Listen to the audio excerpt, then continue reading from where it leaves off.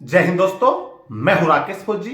दोस्तों, आज के वीडियो में हम बात करेंगे एसएससी जीडी से अगर आपका सिलेक्शन हो जाता है, चाहे किसी भी फोर्स में हो रहा है, आपका BSF, CRPF, ITBP, SSB, CISF, Assam rifle, इन सभी फोर्स में अगर आपका सिलेक्शन हो जाता है तो आप जब कांस्टेबल से भर्ती होंगे तो आपका जो नेक्स्ट प्रमोशन होगा वो किस रैंक के लिए प्रमोशन होगा। हर फोर्स के लिए अलग अलग एक टाइम पीरियड होता है कि भाई किसी फोर्स के अंदर जल्दी आपका प्रमोशन आ जाता है, किसी फोर्स के अंदर लेट प्रमोशन आता है। कौन सी फोर्स ऐसी है कि जिसके अंदर आपका फास्ट प्रमोशन होगा, कौन सी फोर्स के अंदर सबसे लेट प्रमोशन होता है, और आप जब पूरी सर्विस करेंगे या फिर आप बीच में रिटायरमेंट आएंगे तो किस रैंक तक आप पहुंच सकते हैं, इस टॉपिक पे बात करेंगे। चैनल पे पहली बार आए, चैनल को सब्सक्राइब जरूर कर लीजिएगा। वीडियो को अभी तक लाइक नहीं किया तो लाइक जरूर कर लेना।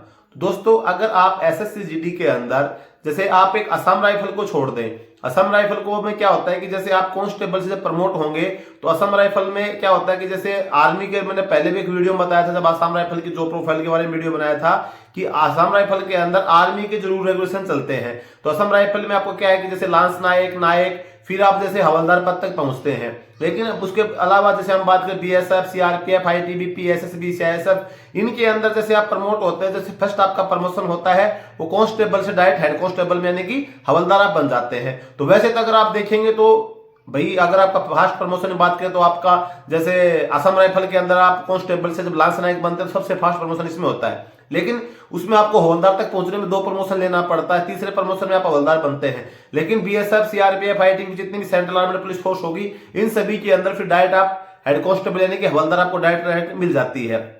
अब इसके अंदर क्या, सभी फोर्सेज के अंदर मान के चलो कि मिनिमम से मिनिमम भी आप देखेंगे तो लगभग आपको 13-14 साल तो जैसे किसी फोर्स में लग जाती है। बात करें सीआरपीएफ की तो सीआरपीएफ में लगभग अभी वर्तमान की बात करें तो 16 से 17 साल एक मतलब सिपाही को हवलदार बनने में लग रहा है। इसके अलावा तो सबसे जो लेट प्रमोशन की बात करें सिपाही से हवलदार बनने में, तो मेरी नजर में भी सबसे लेट प्रमोशन हो रहा है बीएसएफ में हो रहा है। बीएसएफ के अंदर सबसे लेट हवलदार बन रहा है सिपाही से हवलदार रैंक के लिए। इसके अलावा सबसे फास्ट प्रमोशन की बात करें तो आपका आईटीबीपी में हो गया, एसएसबी में हो गया, इन सभी के अंदर बाकी जैसे सीआरपीएफ, बीएसएफ, इनसे थोड़ा सा जल्दी प्रमोशन हो रहा है। बाकी मिनिमम तो 10 साल से पहले तो कोई मतलब है ही नहीं किसी फोर्स के अंदर। बाकी किसी के अंदर 13 साल में, किसी में 14 साल में, किसी में 12 साल में, किसी में 16 साल में, किसी में 18 साल में, ऐसे आप हवलदार बन जाते हैं। हवलदार बनने के बाद में आप ये मान के चलो नेक्स्ट प्रमोशन जब आपका होगा तो एएसआई होगा। अगर आप 20 साल नौकरी करते, क्योंकि देखिए आर्मी क्या, नेवी, एयरफोर्स के अंदर जो पेंशन आने का जो टाइम पीरियड होता है, आप स्वेच्छा से सेवानिवृत्त आते हैं, यानी कि अपनी मर्जी से आप भाई पेंशन ले रहे हैं, भाई आपका टाइम पीरियड हो गया, जितनी सर्विस आपने की उसके बाद आप रिटायरमेंट ले रहे हैं।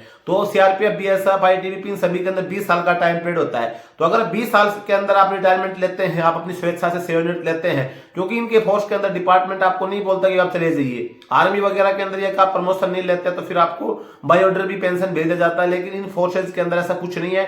अगर आप नहीं आना चाहते हैं, अगर आप किसी प्रकार की बीमारी से ग्रसित हो जाते हैं, छोटी मोटी प्रॉब्लम्स के लिए भी किसी प्रकार की दिक्कत नहीं आती, कोई आपको पेंशन के लिए फोर्स नहीं करता है, तो फिर भी अगर आप 20 साल में पेंशन आते हैं तो 20 साल के अंदर आप एक हवलदार रैंक से आप रिटायरमेंट आ जाते हैं। अगर हम बात करें एसएससी कांस्टेबल जीडी की एग्जाम के लिए बेस्ट बुक की, तो ये जो बेस्ट बुक है ये आपकी आती है चाक्षु पब्लिकेशन की, जो कि एसएससी जीडी के सिलेबस के आधारित पर इस बुक को बनाया गया है। ये बुक आपको हिंदी, इंग्लिश दोनों मोड के अंदर मिल जाती है, जिसे आप ऑनलाइन और ऑफलाइन दोनों तरीके से आप इसको खरीदारी कर सकते हैं। इसके अलावा चाक्षु पब्लिकेशन के आप प्रैक्टिस सेट भी खरीद सकते हैं जो कि एसएससी जीडी के पैटर्न पर आधार पर उपलब्ध हैं।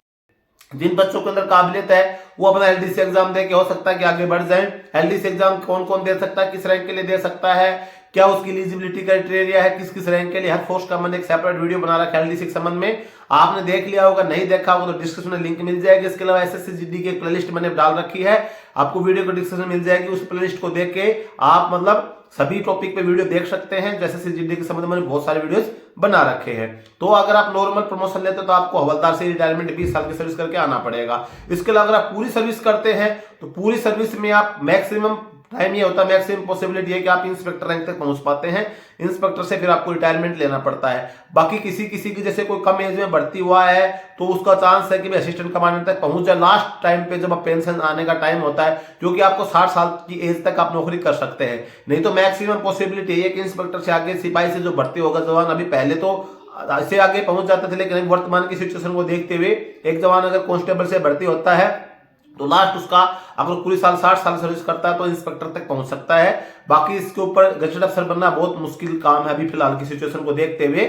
और जैसे आप बीच में 20 साल मैंने बताया भाई आपको हवलदार बन गए, फिर उसके बाद एएसआई बनना पड़ता है, फिर 7-8 साल आपको एएसआई में लग जाती है, फिर एएसआई से फिर एसआई बनते हैं, 7-8 साल फिर आपको एसआई रहना पड़ता है। इसी प्रकार से फिर एसआई से फिर आप इंस्पेक्टर बनते हैं, इंस्पेक्टर में फिर आपको ज्यादा टाइम स्पेंड करना पड़ता है, जबकि इंस्पेक्टर से असिस्टेंट कमांडेंट बनने के लिए बहुत ज्यादा टाइम लग जाता है। तो आपकी लास्ट रैंक जहां तक है मैक्सिमम पॉसिबिलिटी है इंस्पेक्टर तक अगर आप पहुंच सकते हैं, अगर आप पूरी सर्विस करते हैं। बाकी अगर आप बीच में रिटायरमेंट आते हैं तो मैंने आपको बोल दिया, जैसे आप कई ऐसे भी होते हैं कि भाई जिसका घर की जो कंडीशन होती है बैकग्राउंड अच्छा, तो 20 साल सर्विस करके रिटायरमेंट ले लेते हैं। तो 20 साल में अगर आप रिटायरमेंट लेते तो आप एक हवलदार रैंक से रिटायरमेंट आ जाएंगे। बाकी अगर आप ज्यादा सर्विस करते 30 साल करते तो एएसआई तक पहुंच जाएंगे, 40 साल तक करते तो एसआई तक पहुंच जाएंगे। तो 40 साल तक मैक्सिमम कर पाएंगे, क्योंकि 18, 19, 20 साल 21 साल तक भर्ती होते हैं, इतनी सर्विस आपकी हो पाती है।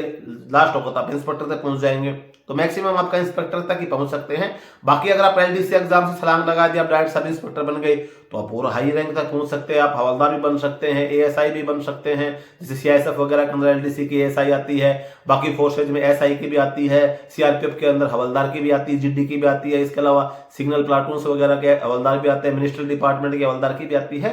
तो इस प्रकार से एलडीसी की बहुत सारी पोस्ट आपको देखने को मिलती हैं। बाकी आपका जो मैंने फर्स्ट प्रमोशन जो होगा छोड़ के आपका असम राइफल को, बाकी हवलदार रैंक पे आपका जो प्रमोशन फर्स्ट प्रमोशन होता है, जिसके लिए आप मिनिमम से मिनिमम देखेंगे तो सभी फोर्सेज का एक अलग टाइम पीरियड होता है, लेकिन मिनिमम से मिनिमम भी अगर आप मान के चलेंगे तो 12-13 साल तो मिनिमम चाहिए आपको। उसके बाद में 12-13 साल से लेकर 20 साल तक का आपका लगता है। सबसे जो अभी फिलहाल की सिचुएशन सबसे फास्ट सबसे लेट जो प्रमोशन है वो बीएसएफ के अंदर है। तो दोस्तों आज की वीडियो में बस यही जानकारी थी। जानकारी अगर आपको अच्छी लगी तो वीडियो को लाइक जरूर कर लेना, चैनल पे पहली बार है सब्सक्राइब जरूर करना। जय हिंद।